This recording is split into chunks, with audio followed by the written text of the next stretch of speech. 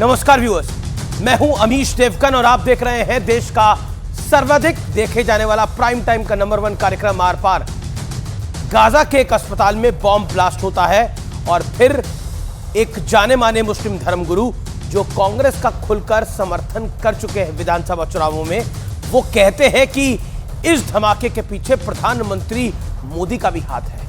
आप सोच रहे होंगे कि ये कैसा बेतुका बयान है, लेकिन यकीन मानिए ये जुबान से फिसला हुआ बयान नहीं है, बल्कि ये पूरे होश में दिया गया एक सोचा समझा रणनीतिकार बयान है।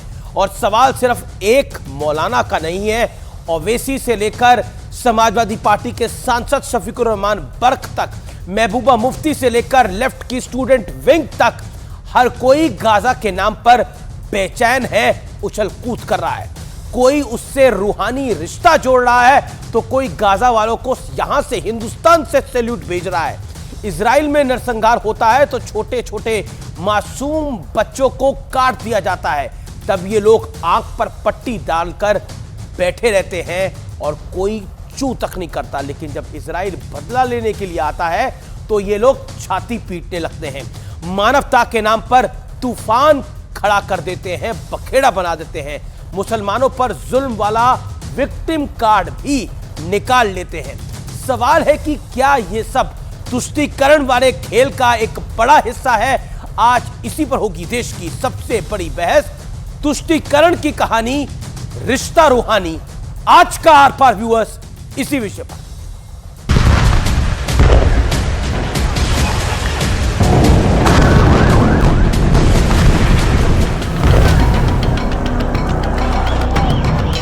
हमारी हुकूमत को, हमारे मुल्क को ये जो वार क्राइम्स इजराइल कर रहा है उसकी मजम्मत करनी चाहिए। एक दिन इजराइल सारे अरब मुल्कों पे कब्जा कर लेगा। कि मुसलमानों के साथ इतना बड़ा जुल्म हो रहा है। ये जो है असम के मुख्यमंत्री आज नमक का कारखाना बदल लिया है। लगता है वो भी आज जिस पार्टी में है वो हमास से कम नहीं है। हमास ने इजराइल में घुसकर निर्दोष लोगों की जान ले ली। बदले में इजराइल ने गाजा को धुआं-धुआं कर दिया। लेकिन सियासी हवा की दशा और दिशा भारत में बिगड़ी हुई है। हमास के नाम पर मोदी को कोसने वाली होड़ पूरी चरम सीमा पर है। भारत सरकार की भूमिका जवाहरलाल नेहरू, इंदिरा गांधी, राजीव गांधी, अटल बिहारी वाजपेयी या सगळ्यांची भूमिका ही होती पॅलेस्टाईनला मदत करे। या देशाच्या प्रधानमंत्र्यांनी इस्रायलची भूमिका घेतली आणि मूळ मालक जे आहेत त्यांच्याकडे दुर्लक्ष केलं। मेरा लगता है शरद पवार जी सुप्रिया मैडम को भेजेगा गाजा में हमास के लिए लड़ने के लिए। केंद्रीय मंत्री पीयूष गोयल ने ट्वीट कर शरद पवार पर निशाना साधा। पवार जी उसी सरकार का हिस्सा थे जिसने बाटला हाउस मुठभेड़ पर आंसू बहाए थे और भारतीय धरती पर आतंकी हमले होने पर सोए थे। अब तो बात यहां तक आ पहुंची है कि हमास को आतंकी संगठन मानने से भी खुलेआम इनकार किया जा रहा है। हमास आतंकी संगठन नहीं है। बिल्कुल नहीं है। Say it loudly once again. बिल्कुल नहीं है हमास आतंकी संगठन। क्यों? मैं क्लियर कट कह रहा हूँ, हमास आतंकी संगठन क्यों नहीं है? और ये जुर्रत मुझ में है कि मैं भारत में खड़े होकर कह सकता हूँ। नरेंद्र मोदी भी जालिम है और इजराइल भी जालिम है, तो जालिम को जालिम के साथ जाना चाहिए। और हमास आतंकवादी कैसे हो गया? लाखों सलाम वो गाजा के बहादुरों पर। वो शैतान नेतन्याहू जालिम है, वार क्रिमिनल है वो। तो क्या सेकुलरिज्म के बैनर तले तुष्टीकरण की फसल फले फूले? आज आर पार में इसी मुद्दे पर होगी सबसे बड़ी बहस, तुष्टीकरण की कहानी, रिश्ता रूहानी। और अब वक्त है आर पार के सुप्रसिद्ध विश्लेषण का। आइए आपको बताते हैं गाजा ब्रिगेड के समर्थकों की प्रोफाइल का विश्लेषण। पहला फैक्ट इनका प्रोफाइल में आज बताने जा रहा हूं आपको, इसलिए जरा रिकॉर्ड का बटन ऑन कर लीजिए। ईरान, पाकिस्तान, लेबनान, अफगानिस्तान जैसे देश खुलकर गाजा के साथ खड़े हैं। ये सब इनमें कॉमन बात यह है कि ये सब इस्लामिक देश है। दूसरा फैक्ट, तालिबान, अल-कायदा, बोको हरम जैसे आतंकी संगठन गाजा के साथ है। तीसरा फैक्ट, यूएई, इंडोनेशिया, मलेशिया का वेट एंड वॉच की पॉलिसी है और यूएई, मलेशिया संपन्न इस्लामिक मुल्क माने जाते हैं, कहे जाते हैं। अब चौथा फैक्ट, 57 इस्लामिक देशों में से अब तक किसी ने गाजा के लोगों को शरण नहीं दी है, यानी दरवाजा तक नहीं खोला है। कुल मिलाकर कहे तो सब सिर्फ रूहानी रिश्ता जोड़ रहे हैं, कोई दरवाजा नहीं खोल रहा है। पांचवा फैक्ट जो कि आपके समक्ष है, अमेरिका, ऑस्ट्रेलिया, ब्रिटेन, फ्रांस खुलकर इजराइल के साथ खड़े हैं। यह पांचवा फैक्ट है। बड़ा सवाल यह है, क्या तरक्की पसंद देशों ने गाजा ब्रिगेड से दूरी बनाकर रखी है और उन्हें भी पता है कि ये लोग आतंकी हैं?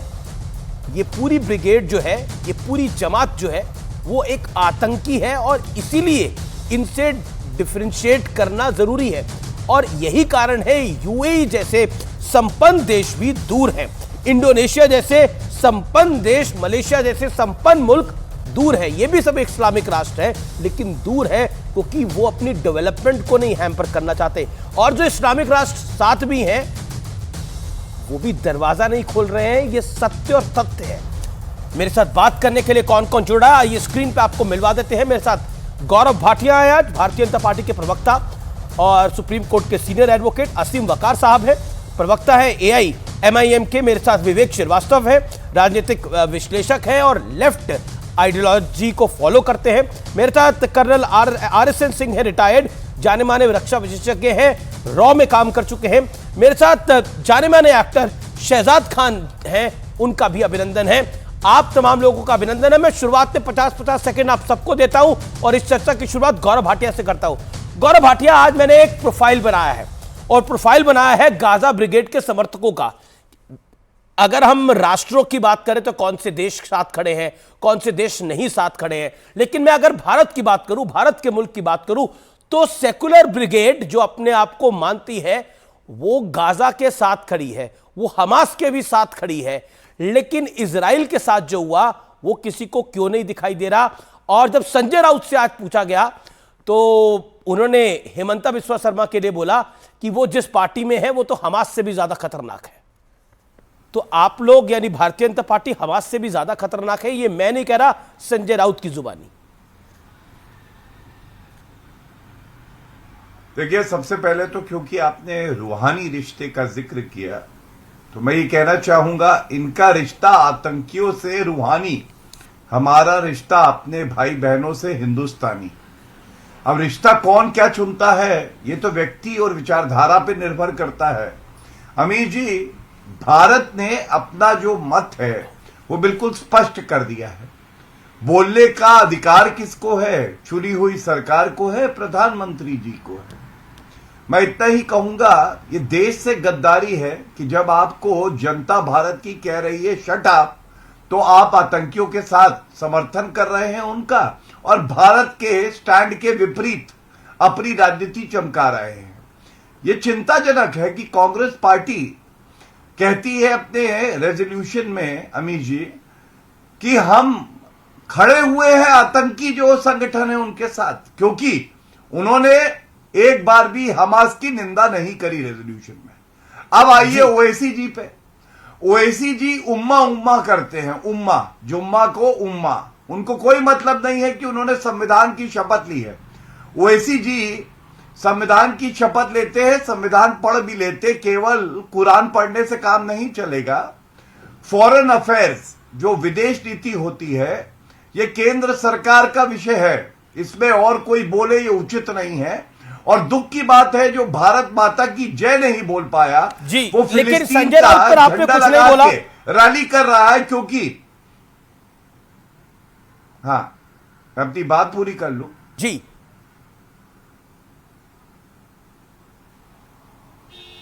अपनी बात पूरी कर लूं 10 सेकंड। जी जी जी।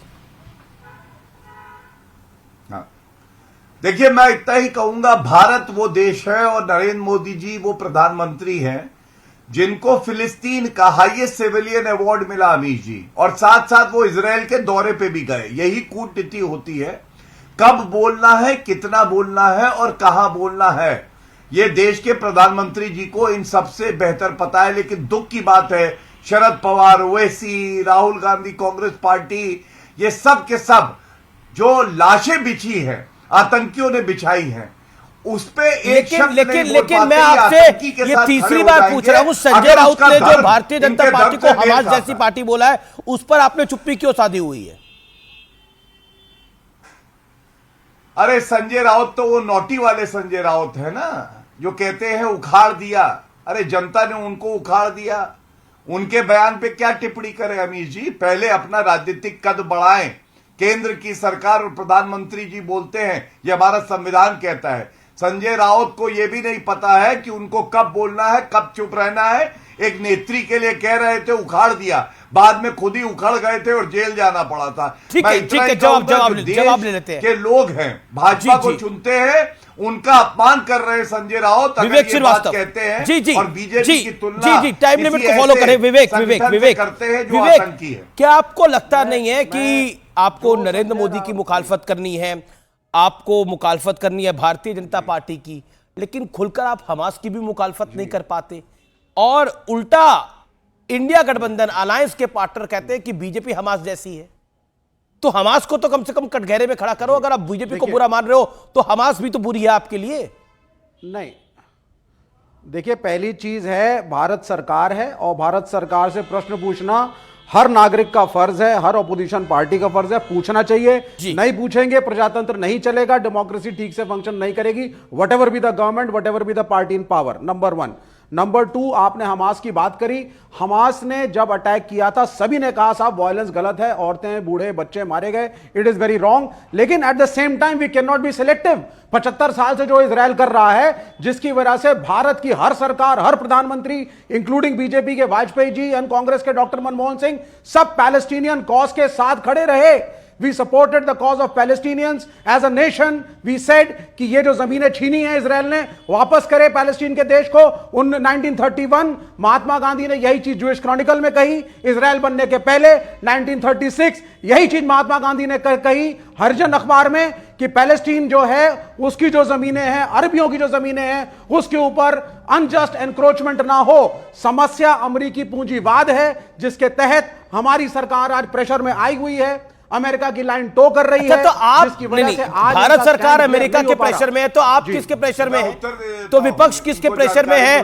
जो रूहानी रिश्ता जोड़ रहा है, जो हमास के साथ रूहानी रिश्ता जोड़ रहा है। कोई रूहानी रिश्ता नहीं तो फिर नहीं, तो विपक्ष किसके प्रेशर के अंदर है? साल से भारत का स्टैंड रहा है। हेमंता बिस्वा शर्मा कह रहे हैं, हेमंता बिस्वा शर्मा ने शरद राव पवार को सजेशन दिया, हेमंता बिस्वा शर्मा ने शरद राव पवार को सजेशन दिया कि अगर आपको इतना ही लग रहा है, अगर आपको इतना लग रहा है तो सुप्रिया सूले को गाजा भेज दो लड़ाई लड़ने के लिए। नहीं, ये इतनी चिंता हो रही है गाजा की, बहुत ही इमेच्योर्ड स्टेटमेंट है। It is an immatured statement, does not befit any chief minister to speak in such a way. Okay, Gaurav Bhatia sharp rebuttal. आप अगर गौरव भाटिया शाप रिबटल, आपको नहीं भी पसंद, गौरव Bhatia sharp rebuttal 30 second 30 second. नासिम वकार, हां जी, गौरव भाटिया शाप रिबटल। देखिए विवेक जी को सबसे पहले मैं ये बताना चाहूंगा, सरकार से सवाल पूछना आपका हक है, आलोचना करना भी आपका हक है, और सुझाव देना भी आपका हक है। लेकिन किसी को यह हक नहीं है कि वो किसी दूतावास में पहुंच जाए बिना केंद्र की सरकार से पूछे, क्योंकि विदेश नीति जो है वो केंद्र सरकार के तत्वाधान में आता है।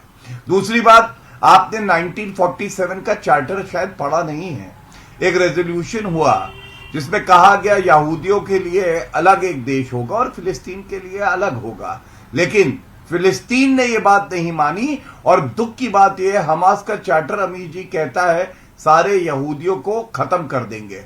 तो मैं पूछना चाहता हूं, जो विपक्षी पार्टियां हैं, आपके जो भी सुझाव है प्रधानमंत्री जी को लिख के दीजिए, विदेश मंत्री जी को लिख के दीजिए, लेकिन खुद ही कहना कि नहीं हम इसके साथ खड़े हैं क्योंकि आपका वोट बैंक का इजाफा हो जाएगा, तुष्टीकरण की राजनीति होगी, यह बहुत दुखद है। जी, आसिम वकार, शफीकुर रहमान बर्क कहते हैं कि मुसलमानों के साथ जुल्म हो रहा है, और फारूक अब्दुल्ला कहते हैं कि एक दिन इजराइल सारे अरब देशों पर कब्जा कर लेगा।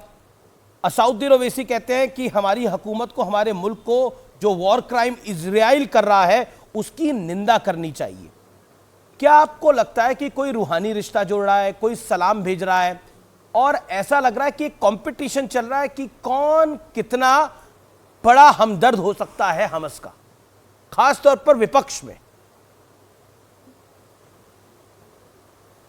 देखिए, बहुत बढ़िया स्क्रिप्ट लिखते हैं आपके जो भी लिखने वाले हैं, द ब्रिलियंट मैन, उसमें आप भी हेल्प करते होंगे सर।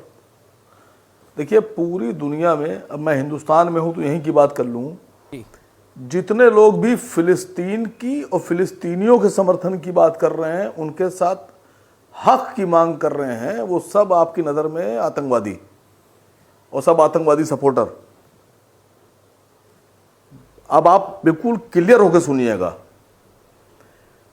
अल-कायदा को अमेरिका ने पैदा किया था, अमेरिका ने ट्रेंड किया था, अमेरिका ने खड़ा किया था रशिया के खिलाफ अफगानिस्तान में लड़ने के लिए। अल-कायदा द मोस्ट वांटेड और क्रिमिनल टेररिस्ट ग्रुप जो था अल-कायदा, उसामा बिन लादेन, ये पूरी दुनिया जानती है कि वो CIA ने ही पैदा किया था। तो फिर आतंकवादी, जो बड़ा आतंकवादी अमेरिका हुआ, क्योंकि अल-कायदा को पैदा कर रहा है। तालिबान को भी उन्होंने पैदा किया। पाकिस्तान हिजबुल मुजाहिदीन को हथियार दे रहा था, जैशे मोहम्मद को हथियार दे रहा था, जैशे मोहम्मद के कैंप लगा के ट्रेनिंग दे रहा था हमारे देश के ऊपर हमले कराने के लिए। मैं कह रहा हूं कि पाकिस्तान के पीछे अमेरिका का हाथ था। तो अमेरिका पाकिस्तान के जरिए से भारत में आतंकवाद फैलवा रहा था और मदद कर रहा था, और भारत चीख चीख के बात कह रहा था, लेकिन अमेरिका नहीं मानता था। अमेरिका तो पाकिस्तान के साथ था, तो अमेरिका हुआ। आज मैं आपको सबसे पहले तो मतलब विपक्ष हमास के साथ इसलिए है क्योंकि अमेरिका आतंक के साथ है। आप ये जस्टिफाई करने की कोशिश कर रहे हैं कि विपक्ष आज हमास के साथ इसलिए है क्योंकि अमेरिका आतंकवाद कर रहा था, इसलिए आप लोग भी आतंकवाद का समर्थन कर रहे हैं हमास के, ये मानूं मैं? अरे पूरी बात तो सुन लीजिए सर। सुन रहा हूं मैं आपकी बात। अरे पूरी बात सुनिए, अभी मनवा रहा हूं आपसे जी। 1980 के दशक में गाजा का जो एरिया था, यहां पर इजराइल की तरफ से एक एक्टिंग गवर्नर हुआ करते थे, यित्ज़ेक सेगेव। 1980 के दशक में यित्ज़ेक सेगेव जो ऑफिशियली आपके एक्टिंग गवर्नर थे, उन्होंने न्यूयॉर्क टाइम्स को एक इंटरव्यू में बताया कि PLO के खिलाफ लड़ने के लिए फिलिस्तीन के लोग शांति चाहते थे, फिलिस्तीन के लोग अपनी एक सरकार चाहते थे, अपना देश चाहते थे, उनको शांति न देना पड़े। इसलिए यित्ज़ेक सेगेव कह रहे हैं कि हम लोगों ने हमास नाम के टेररिस्ट ग्रुप को सपोर्ट किया, पैसा दिया, समर्थन दिया, हथियार दिए, ट्रेनिंग दी और खड़ा किया।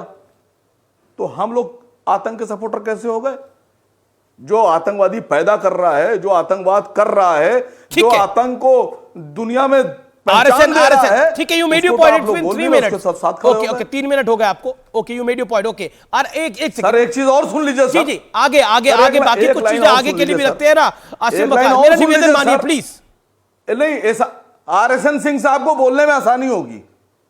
पूरी दुनिया में व्हाइट फास्फोरस बम बैन है, इतना खतरनाक बम कि जब वो फटता है तो उसका एक रेजा भी अगर इंसान की बॉडी से टच हो जाए तो वो पूरी इंसानी खाल को जला देता है और इंसान तड़प तड़प के मरता है।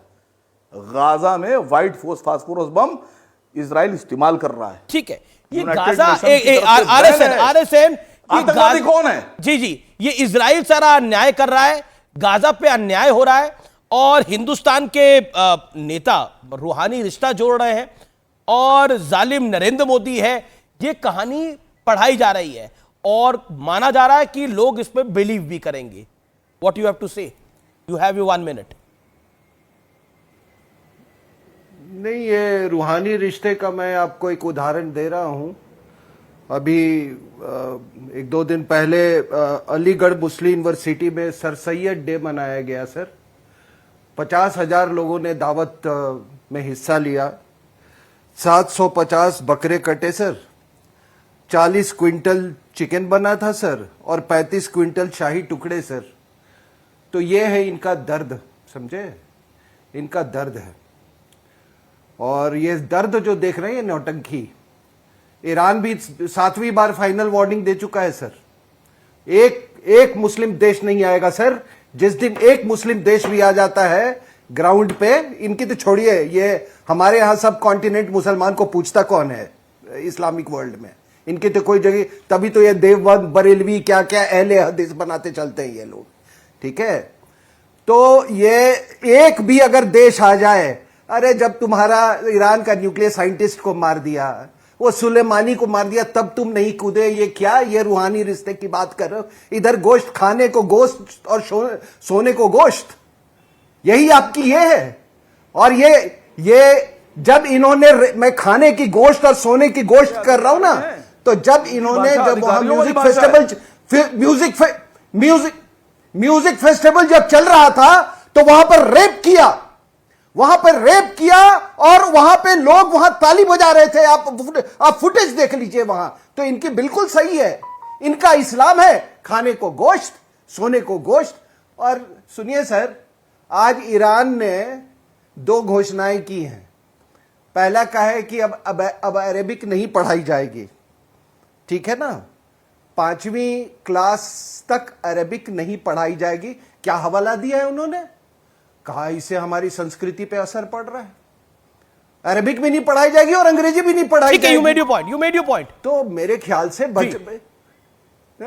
तो ये कौन सा रूहानी रिश्ता है? ठीक है, okay, Asim Waqar wants to respond. Asim Waqar, उम्मा की अम्मा कौन है? उम्मा की अम्मा कौन है, ये भी तो बता दीजिए। और माय लास्ट पॉइंट, इनमें से कौन इस बात से कंकर करता है कि इजराइल शुड नॉट एग्जिस्ट?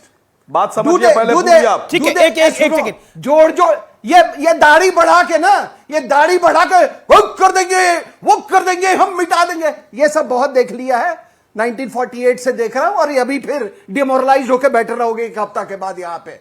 ठीक है, ओके, आसिम वकार, लेट आसिम वकार खाने को गोश्त है, सोने को गोश्त। ओके, आसिम वकार। देखिए, मैं किसी भी धर्म के बारे में ना किसी तरह की गलत बयानी करता हूं, ना किसी को भी नहीं करनी चाहिए, किसी धर्म के बारे में बोलता हूं। ये जो बदतमीज बुला के बिठाया है ना आपने, बदतमीज, इससे पूछिए तुम्हारी औकात है चवन्नी छाप, किसी धर्म पे बोलने की? चवन्नी छाप, बदतमीज सुअर कहीं का। सुन, तेरे जैसे भाषा की मर्यादा रखे। बदतमीज कहीं का। अरे तू सुअर खाता है? बिल्कुल बदतमीजी नहीं, बदतमीजी नहीं सर, बदतमीजी नहीं। मेरा निवेदन है कि कोई किसी के साथ ना करे, किसी के धर्म का अपमान करना पर्पस नहीं है, चर्चा करना पर्पस है, सबका सम्मान होना चाहिए। मेरा बार बार निवेदन है, इसको हिंदू मुसलमान में ना बांटे, इसे किसी धर्म में ना बांटे, ये विषय कुछ और है।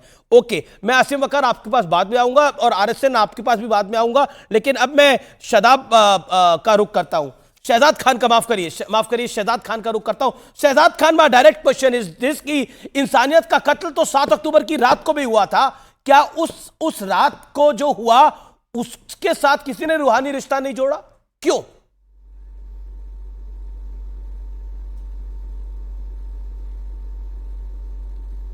शहजाद खान, बहुत शुक्रिया आपका मुझे आपके शो पे बुलाने का। हेलो, आपको मेरी आवाज आ रही है? जी, आ रही है। जी, बहुत बहुत शुक्रिया आपका मुझे आपके शो पे बुलाने का अमीश। देखिए, मैं तब भी यही कह रहा था कि मासूम बेगुनाह फिलिस्तीनी और इजरायली लोग नहीं मरने चाहिए। आपको याद होगा मेरा स्टैंड तब भी क्या था और अब क्या हुआ है। मेरा स्टैंड यही है कि मासूम लोगों को, चाहे वो हमास हो, चाहे नेतन्याहू के सरखरीद गुलाम हो, जो लोग कर रहे हैं, जो हमें दिख रहा है टीवी पर, तो हमारे हमास के समर्थन में क्यों, हमारे मुल्क में हमास के समर्थन में कसीदे क्यों पड़े जा रहे हैं? उसका तो विरोध करिए आप कम से कम। हमास के समर्थन, देखिए, पॉलिटिशियंस का काम है अपनी राय रखना, हर आदमी का हक बनता है। मैं उनके लिए कुछ नहीं कहता हूं। मैं ये जरूर कहता हूं कि इंसानियत से बड़ा मजहब नहीं है। इस वक्त हमें ये गंदी राजनीति छोड़ के इंसानियत को कैसे हम हेल्प कर सकते, मदद कर सकते, हमें वो सोचना चाहिए। एक दूसरे को ये कह के, वहां के फिलिस्तीनी लोग खुद हमास से नफरत करते हैं, उसका जवाब है आपके पास? वो कभी आपने बोला? वहां के फिलिस्तीनी खुद हमास से नफरत, एक गुट के लिए। आप सोचिए कि जिस इलाके में आप रहते हैं, वहां के गुंडा, अगर कोई गुंडा है, उसके साथ किसी की मारपीट हुई और ऑपोजिशन पार्टी आके आप सबका घर वर तोड़ दे, क्या ये जायज है? और अब नेतन्याहू जो है वो सिर्फ हमास नहीं, वो फिलिस्तीनियों को टारगेट कर रहा है। जिस बेरहमी से बच्चे, छोटे छोटे बच्चे, 2-2, 4-4 दिन के पैदा किए बच्चों को मार रहा है, सिविलियंस को टारगेट कर रहा है। बड़े आपने सही बात बोली। सिर्फ आपने बोला हमास से तो पैलेस्टाइन के लोग भी नफरत करते हैं, हमास एक गुंडे की तरह है। अब बताइए आप, नफरत करता है। सही बात बोली आपने विवेक श्रीवास्तव। हमास तो एक गुंडे की तरह है, तो इस गुंडे के साथ क्यों लेफ्ट के स्टूडेंट लीडर्स खड़े हो जाते हैं जाकर? नहीं, वो तो आतंकी है। एक second, Vivek Srivastava, let Vivek Srivastava respond to this. Vivek 30 second. देखिए, इट इज वेरी क्लियर जब हमास ने हमला किया था, औरतें बच्चे उसमें मारे गए थे, सबने कहा था साहब गलत हुआ, गलत किया, संघर्ष के साथ साथ हैं। लेकिन अब साहब उसकी एक कहानी बना देना, यह भूल जाना कि कल इजराइल ने 500 लोगों को एक हॉस्पिटल पे हमला किया और लोगों को मारा जानबूझ के, फिर कहानी बना दी कि साहब ये तो हमास का रॉकेट था। तो और उसके बाद खड़े होकर के आपने बोला कि गाजा पट्टी खाली कर दो, 20 लाख आदमी चले जाओ। तो ये मैं समय सीमा हमला निर्धारित करता हूं तुम्हारे लिए। हमास करने आया था, निंदा कौन करेगा? ओके, जवाब निंदा कौन करेगा? गौरव भाटिया जी, गौरव भाटिया। देखिए, सबसे पहले तो मैं ये कहूंगा, शहजाद जी ने जो बात कही वही भारत का स्टैंड रहा है। हम इंसानियत के साथ खड़े हैं, मानवता के साथ खड़े हैं। और अभी रवि जी कह रहे थे, मैं रवि जी को चुनौती दे रहा हूं, न्यूज 18 पे ये चुनौती है, खुली चुनौती है। विवेक अक्टूबर को हमास ने हमला किया। विवेक जी को खुली चुनौती दे रहा हूं। 7 अक्टूबर को हमास आतंकी संगठन ने हमला किया, महिलाओं के साथ बलात्कार किया, छोटे बच्चों के सर काटे और यहूदियों को मारा। आप किसी भी राजनीतिक दल का एक वक्तव्य सीनियर लीडर का दिखाइए जिसने ये कहा हो कि हमास की सभी ने किया, हम निंदा करते सभी हैं, ने कहा है गलत हुआ, लेकिन सब पैलेस्टीन के लोगों के साथ है। बीच में मत बोलिए विवेक जी, मैंने आपकी बात सुनी ना विवेक जी, आप भी अपनी बात रखिएगा। जी आप ही रखिए। अच्छी चर्चा तभी हो सकती है जब हम आदान प्रदान करें वक्तव्य का। तो मेरी चुनौती है, CWC का रेजोल्यूशन पढ़ ले, हमास की निंदा नहीं है। मैंने ओवैसी का बयान बताया, वो तो फिलिस्तीन का झंडा लेके रैली कर रहे हैं, उन्होंने हमास की निंदा एक बार भी नहीं करी।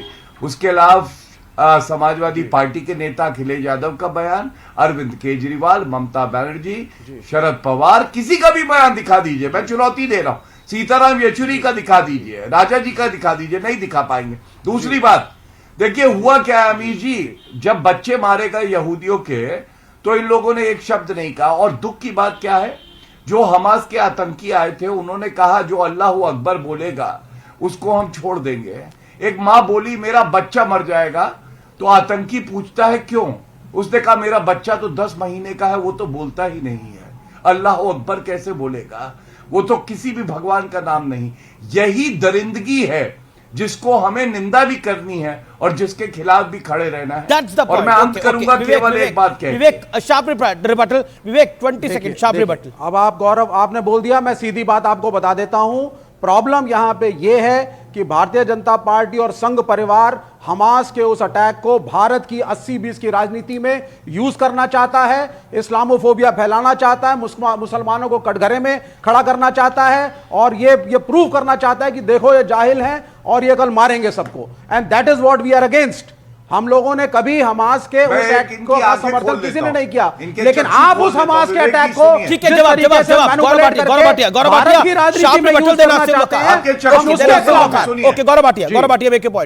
गौरव भाटिया। विवेक जी आपके चक्षु खोल देता हूं। आप 47 जा रहे थे, उसके बाद 70 में गए। मैं आपको आज का बयान बताता हूं विदेश मंत्रालय का, और पुष्टि करेंगे अमीश देवगन जी। जो बात भारत की मिनिस्ट्री ने कही है, उन्होंने कहा है हम फिलिस्तीन में शांति चाहते हैं, नंबर 1। दूसरा, फिलिस्तीनियों के मानव अधिकारों की चिंता भारत को है, दूसरा। तीसरा, भारत ने हमेशा उनकी भी मदद करी है और हम जो है इस बात को स्वीकारते हैं, आगे भी करेंगे। अब आप मुझे बताइए, आप कह रहे हैं नफरत फैला रहे हैं और मैं आपको मंत्रालय का बयान बता रहा हूं, लेकिन हमास और फिलिस्तीन एक नहीं है। ठीक है, नफरत कौन फैला रहा है? आसिम वकार नफरत कौन फैला रहा है? जो मोदी को जालिम बोल रहा है, वो क्या वो प्यार फैला रहा है? सवाल ये है, जो गाजा के योद्धाओं को सलाम भेज रहा है, क्या वो प्यार फैला रहा है? क्या वो डोमेस्टिक पॉलिटिक्स को नहीं देख रहा? चाहे तौकीर रजा हो, चाहे असद ओवैसी साहब हो। असीम वकार मैं देखिए, बात अगर फैक्ट पे कीजिएगा तो बात फैक्ट पे होना चाहिए। पूरी दुनिया में कहीं कुछ भी हो जाए, इस्लाम को या इस्लाम के कानूनों को गाली बकने से ये मैसेज गलत जाता है आपके चैनल पर। मैं किसी मजहब के खिलाफ कभी नहीं बोलता, चाहे कुछ भी हो जाए। व्यक्ति गलत हो सकता है, मजहब कैसे गलत हो सकता है? उम्मा का मतलब नहीं पता लोगों को, उम्मा पे बात कर रहे हैं। कुरान पढ़ा नहीं होगा, कुरान पे बात कर रहे हैं लोग। मैंने फैक्ट पे बात की। मैंने कहा जिसने पैदा किया आतंकवादी वो, जिसने हथियार सप्लाई किया आतंकवादी वो। मैं शुरू से एक बात कह रहा हूं, हमारे राष्ट्रीय अध्यक्ष कह रहे हैं कि हम फिलिस्तीनियों के साथ हैं, फिलिस्तीन में शांति होना चाहिए, फिलिस्तीन के हक की बात होना चाहिए। तो यही बात भारत सरकार कह रही है। गौरव जी ने भी बताया। मैं भारत सरकार का नहीं, भारत सरकार के बयान का स्वागत करता हूं। ओके गौरव भाटिया, कोई भी अच्छा आदमी होगा, डोमेस्टिक कोई भी अच्छा आदमी होगा जा रहा है ना, अच्छी ही बात करेगा, लेकिन घटिया आदमी से कभी भी अच्छी बात की उम्मीद नहीं। पर्सनल कमेंट किसी से नहीं। Okay okay Gaurav Bhatia reply 20 second चाप रिप्लाई। मैं सैयद वकार जी से केवल एक बात कहूंगा। असीम वकार, पूर्व फौजी। गौरव आज आप नाम भूल रहे हैं सबके। गलत आसिम वकार है ये, वो विवेक श्रीवास्तव है। सैयद वकार ही नाम है उनका। सैयद वकार ही नाम है। जी जी जी बोलिए। सैयद असीम वकार नाम है अमीश भाई। चलिए, सैयद असीम वकार से मैं एक ही बात कहूंगा। पूर्व फौजी के लिए उन्होंने एक बहुत गंदे शब्द का इस्तेमाल किया। असीम भाई दशकों वो लड़े हैं कि आप और मैं सुरक्षित रहें, हमारे परिवार सुरक्षित रहें। मैं समझता हूं आपको वो शब्द वापस लेना चाहिए, और वो इसलिए ठीक है, उनकी किसी बात से आपको ठेस लगी होगी। हम लोग भी हजारों चर्चाएं कर चुके हैं, लेकिन अगर पूर्व फौजी कुछ कहता है ना, वो बात हम लोग निकल जाते हैं, सहमत ना भी हो। मैं अपनी बात पूरी करूं। मैं केवल यही आपसे विनती करता हूं, बात मुझे बीच में बोलने दीजिए। गौरव भाई शब्द का इस्तेमाल किया, उसको वापस ले लीजिए। ठीक है गौरव, गौरव असीम वकार कुछ कहना चाह रहे हैं। Let him 10 second. Asim Waqar 5 seconds. जरूर। गौरव भाई मैं आपको बताऊं, मैं कभी भी, आप इतने दिन से देख रहे हैं, मैं बहुत सब्र से काम लेता हूं। मैं बदतमीजी किसी से नहीं करता। मुझे चाहे कितना कुछ कह दे कोई, मैं कभी किसी मजहब के बारे में नहीं बोलता। और मैं दिल से बात कहता हूं, अगर मैं कभी किसी के बारे में कोई गलत बात बोल भी देता हूं तो मुझे अंदर से ग्लानि होती है कि मैंने क्यों बोला। हमेशा होती है, आज भी हो रही है, पहले भी होती थी, कभी भी होती है। ये जिनके बारे में आप बोल रहे हैं, ये एक बार टाइम्स नाउ के ऊपर इन्हीं ने रसूल अल्लाह सल्लल्लाहु अलैहि वसल्लम के बारे में गलत बात बोली थी, पैगंबर मोहम्मद साहब के बारे में बोली थी, उस पर भी हम लोगों ने एतराज किया। ठीक है, लेकिन किसी और चैनल का नाम ना ले। लेकिन और अब वक्त है मोटरोला फोन से राजेश सैनी का ट्वीट पढ़ने का। राजेश सैनी ने ट्वीट किया है कि इजराइल पर हमला भारत के लिए भी एक बड़ा संदेश है। यह कहा है राजेश सैनी ने। और फिलहाल एक ब्रेक के लिए रुकेंगे, लेकिन ब्रेक के बाद वापस लौट रहे हैं। आप देखते रहिए आर पार व्यूअर्स।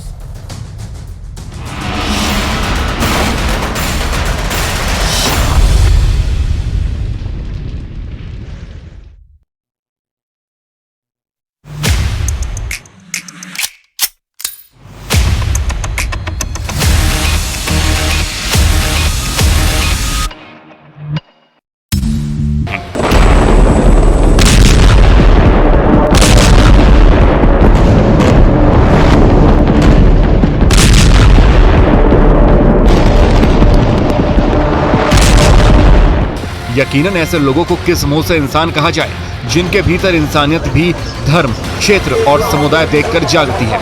हमास के अल-अक्सा स्टॉर्म ऑपरेशन ने 2 मुल्कों में कितनी तबाही मचाई है, कितने बेगुनाहों की जान ली है और कितने घर उजाड़े हैं, आज आपको करीब से सब कुछ दिखाएंगे।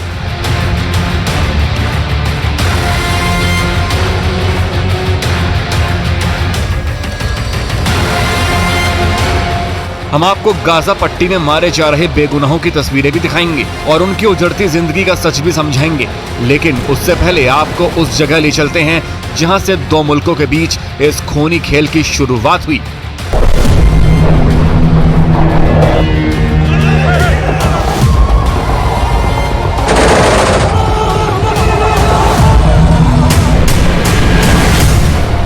ये इजराइल का वो बदनसीब बेरी गांव है जो गाजा पट्टी की सीमा से सबसे नजदीक है। इसलिए 7 अक्टूबर को जब हमास के लड़ाकों ने इजराइल में घुसपैठ की तो सबसे पहले बेरी गांव उनकी हैवानियत का शिकार बना।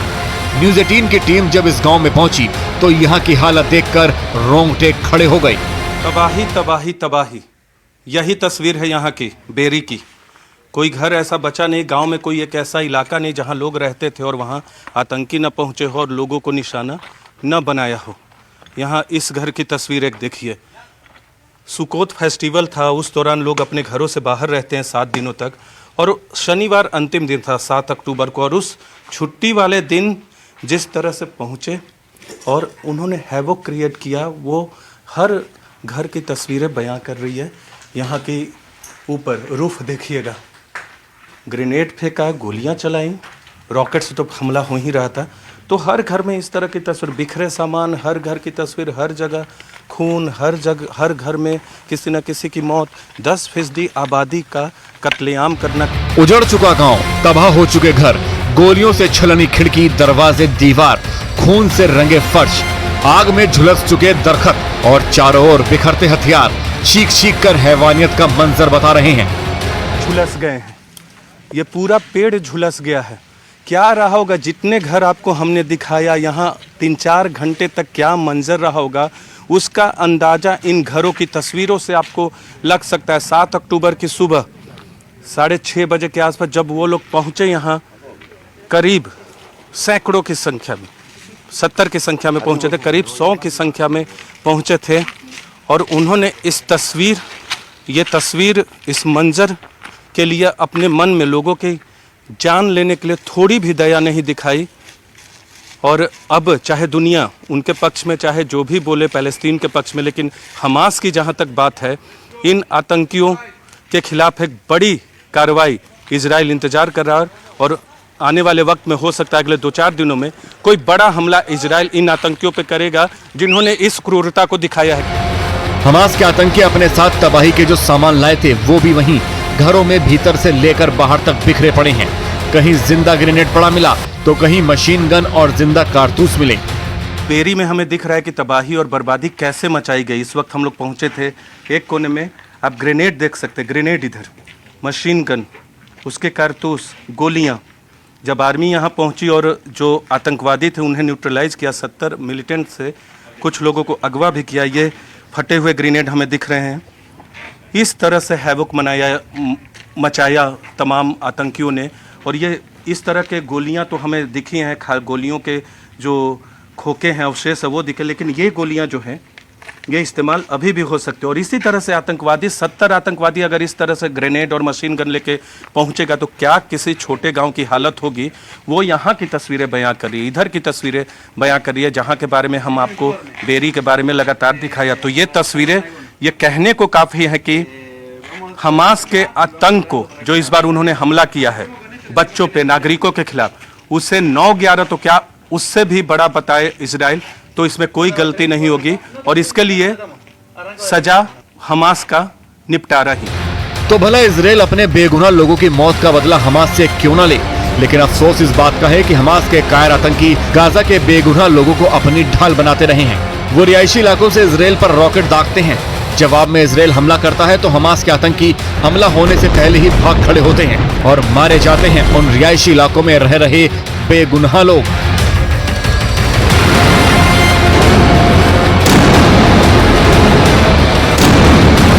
ये गाजा पट्टी का खान यूनिस इलाका है, जहां इजराइल की एयर स्ट्राइक में एक ही परिवार के 13 सदस्यों की जान चली गई। इस परिवार में मासूम बच्चों से लेकर बुजुर्ग तक सभी एक साथ मौत की नींद सो गए। एक परिवार का ऐसा अंत देखकर हर किसी का कलेजा मुंह को आ गया। इजराइल पर हुए हमले में इस परिवार का भला क्या कसूर था? शायद कुछ नहीं, लेकिन हमास की हैवानियत की भरपाई इस परिवार को कुर्बानी देकर चुकानी पड़ी।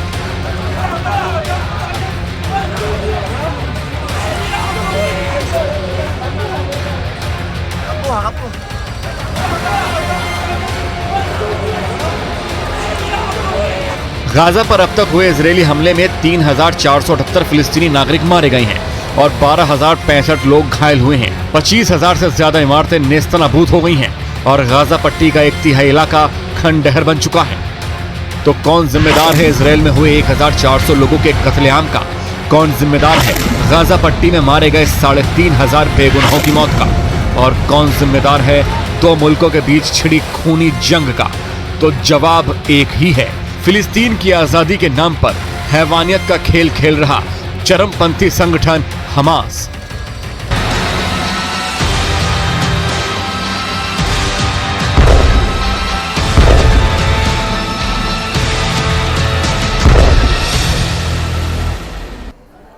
तो तबाही के आंकड़े आपने देखे किस तरीके से जंग और ज्यादा भीषण होती चल रही है, लेकिन इसको और अच्छे से हम समझेंगे। इजराइल लेबनान बॉर्डर पर न्यूज 18 इंडिया की टीम पहुंची है। सीधे आपको लिए चलते हैं हमारे सहयोगी नीरज के पास। नीरज, आखिर क्या कुछ स्थिति वहां बॉर्डर पर इस वक्त है, हम आपसे जानना चाहेंगे। देखिए, सबसे पहले तो आपको बता दें, न्यूज 18 इंडिया देश का नंबर 1 न्यूज चैनल, पहला ऐसा चैनल है जो इजराइल लेबनान बॉर्डर पे, यहां से 300 मीटर की दूरी पर गाजा इजराइल बॉर्डर है और वहां से हम आए हैं लेबनान इजराइल बॉर्डर पे। और लेबनान इजराइल बॉर्डर पे भी उस गांव में है जो कि सबसे करीब है, जिसकी सीमा लेबनान से लगती है। यहां से महज 500 मीटर की दूरी पर लेबनान है और ये मेतुला गांव है। आपको तस्वीरों में दिखा दे, 360 डिग्री अगर मेतुला गांव का करे हम अपने कैमरे से, तो 270 डिग्री इसका लेबनान के साथ जुड़ता है और महज 90 डिग्री जहां हम खड़े हैं, हम 90 डिग्री में आते हैं। 90 डिग्री इजराइल की सीमा। वो सामने जो आपको मिट्टी नुमा आकृति दिख रही है, यहां से दूर हमारे कैमरा पर्सन करम आपको दिखा रहे हैं, वो लेबनान का हिस्सा। और एक बार फिर बाईं तरफ करम आप दिखाइए गांव को, ये घूमिए आप, ये महज 90 मीटर 360 डिग्री में 90 डिग्री ये गांव है। 1500 की आबादी है। तमाम लोगों ने गांव को खाली कर दिया गया क्योंकि 2 किलोमीटर के अंतर्गत आता है। आगे में मिलिट्री की तैयारी है और किस तरह से इसके पीछे लेबनान है। दक्षिण का हिस्सा छोड़ दे तो हर तरफ लेबनान है, इसके उधर लेबनान है। देखिए, इसके उधर लेबनान है, मतलब 3 तरफ से, दक्षिण, उत्तर, पूरब, पश्चिम में लेबनान है। यानी नीरज, तीनों तरफ से लेबनान से घिरा हुआ है इजराइल। लेकिन फिलहाल क्या सख्ती वहां पर इजराइल की तरफ से की गई है? क्या बॉर्डर सील कर दिए गए हैं? आवाजाही जो है क्या उसको भी रोकने की कोशिश यहां पर की गई है?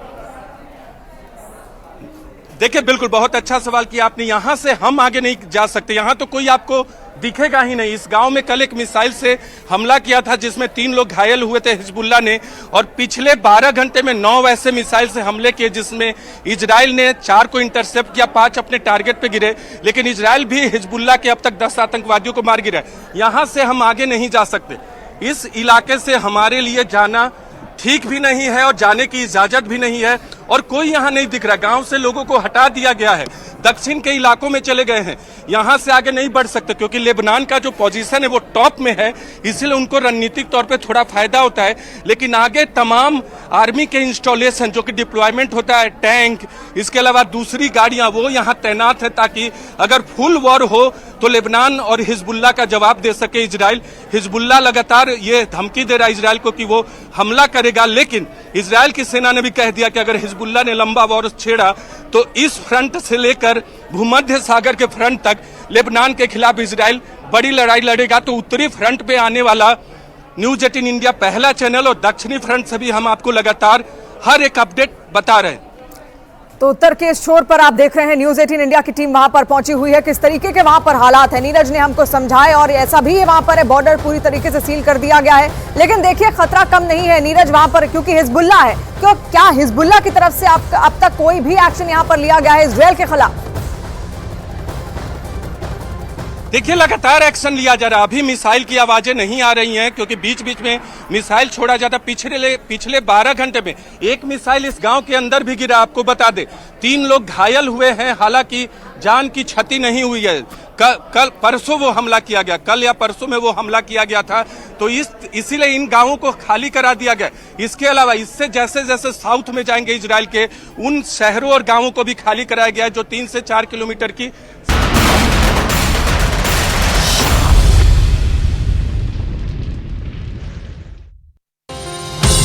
मोटोरोला भारत का सबसे अच्छा 5G स्मार्टफोन ब्रांड प्रेजेंट्स आर पार में आज का मुद्दा। Viewers, welcome back. आप देख रहे हैं इस समय आर पार, और बहुत बड़ी खबर इस समय आ गई है। लेबनान ने इजराइल पे अटैक कर दिया है।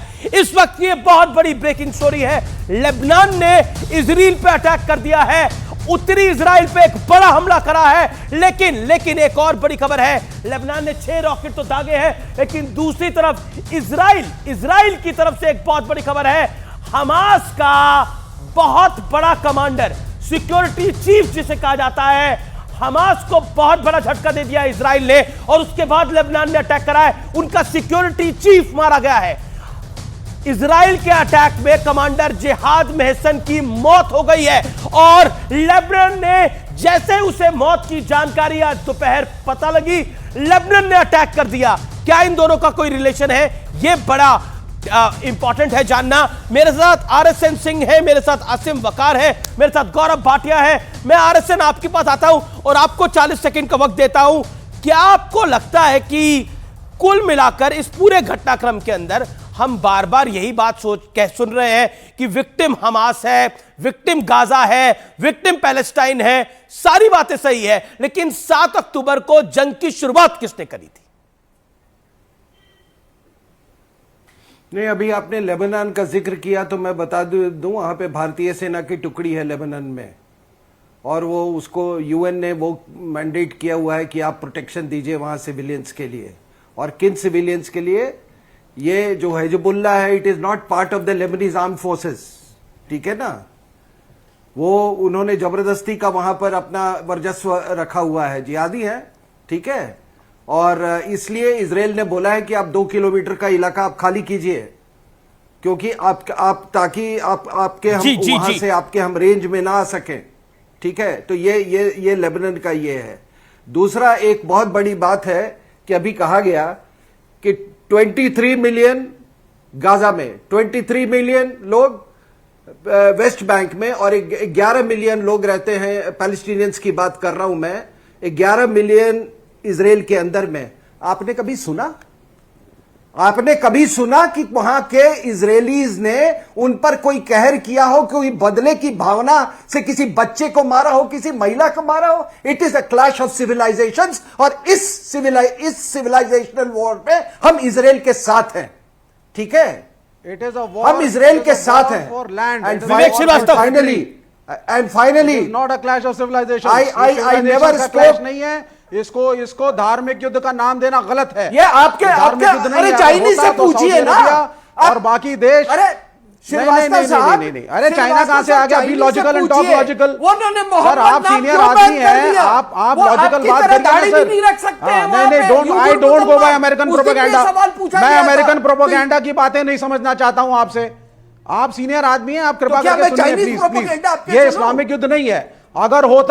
अगर होता तो क्या सऊदी अरबिया ने आज तक पैलेस्टीनियन कॉज को इतना प्रोएक्टिव समर्थन कभी दिया? नहीं दिया। कितने सारे इस्लामिक देश हैं, उन्होंने एक बहुत ही डिप्लोमेटिक को अभी भी शरण में नहीं दिया था। तो ये धर्म युद्ध थोड़ी ना है। It is not a clash of civilizations. अच्छा ठीक है, विवेक जी, ये जितने लोग हैं खुल के क्यों नहीं आते इजराइल के समर्थन में? मुझे समझ नहीं आ रहा। बड़ी अच्छी बात कही, एक सेकंड, बड़ी इंटरेस्टिंग बात कही। सऊदी, आप कह रहे हैं सऊदी पैलेस्टाइन को समर्थन नहीं कर रहा। एक सेकंड, सऊदी हमास का समर्थन नहीं कर रहा। एक second, one second, audio PCR, put audio on off. Okay, Saudi support नहीं कर रहा हमास को। उसके अलावा यूएई, इंडोनेशिया, मैं कह रहा हूं आपको सपोर्ट नहीं कर रहा। मलेशिया वेट एंड वॉच की रणनीति अपना रहा है। अब बताइए, भारत के अंदर विपक्षी दलों को क्या हुआ है? वो क्यों खड़े हो रहे हैं हमास के साथ?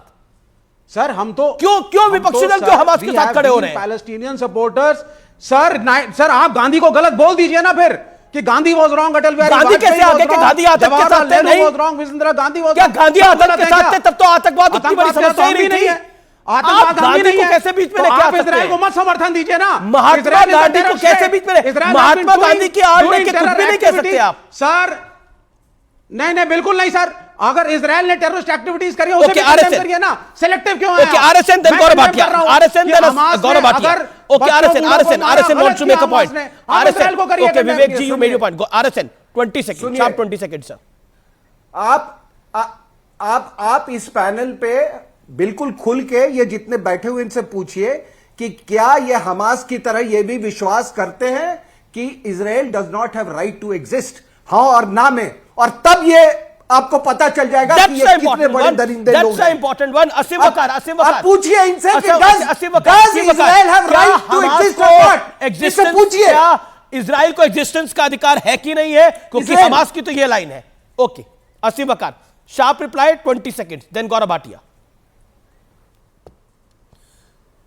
नहीं, मैं आपसे शुरू से पहले दिन से एक बात बोल रहा हूं, फिलिस्तीन का सपोर्ट करना, फिलिस्तीनियों का सपोर्ट करना, आतंक का सपोर्ट कैसे हो गया? मैं आपसे कुछ और खाली इतना जानना चाह रहा हूं। आप स्मार्ट हो सकते हैं लेकिन ओवर स्मार्ट नहीं हो सकते। मेरा सवाल है, हमास कहता है इजराइल को अधिकार ही नहीं है रहने का। एक सेकंड, आरएसएन सिंह आप you made your point sir, my humble submission.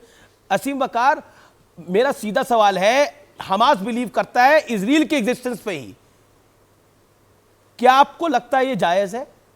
और हमास पहले अटैक करने आया था, इजराइल नहीं गया था, और भारत में तुष्टीकरण के चलते आप लोग पैलेस्टाइन का साइडवेज समर्थन करके डायरेक्टली हमास का समर्थन करते हैं। सर यूनाइटेड नेशन का एक बयान है, वो कहता है यूनाइटेड नेशन की वेस्ट बैंक में इजराइल अंतरराष्ट्रीय कानूनों का उल्लंघन कर रहा है।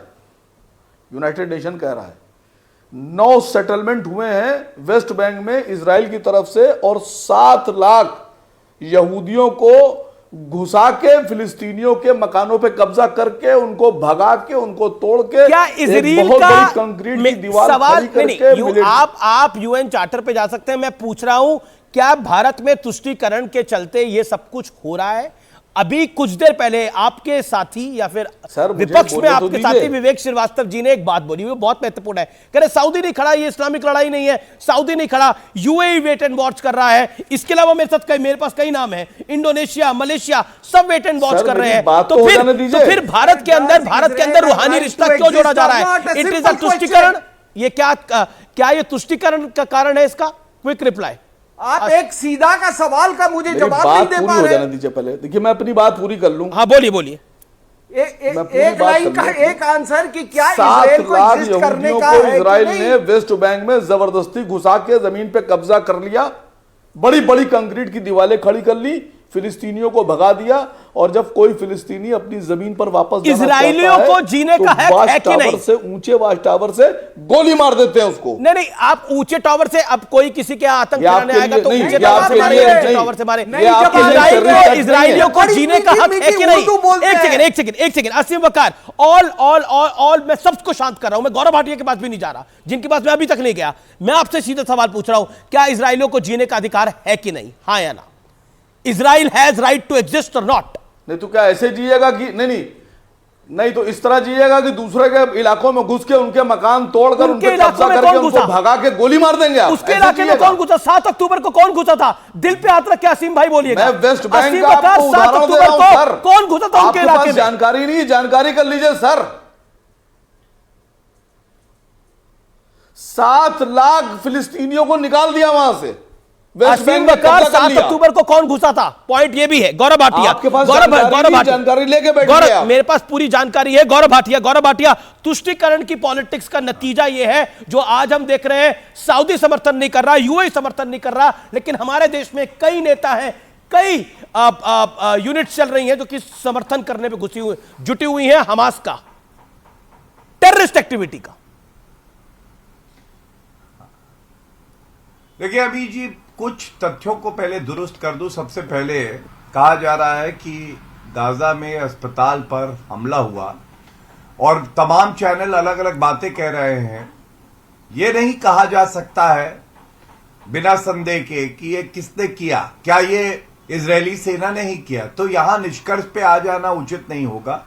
दूसरी बात यह कहा जा रहा है कि यहूदियों ने फिलिस्तीनियों को हटाकर जमीन कब्जा ली। शायद ये भी गलत है, क्योंकि इनको ये जानकारी नहीं है कि जो यहूदी है उन्होंने जमीन खरीदी और यही इतिहास है। पहले वो वहां रहते थे, वहां से भगाए गए। लेकिन मैं एक बड़ी बात करता हूं, उम्मा की बात हो रही थी। इजिप्ट बहुसंख्यक इस्लामिक लोग हैं।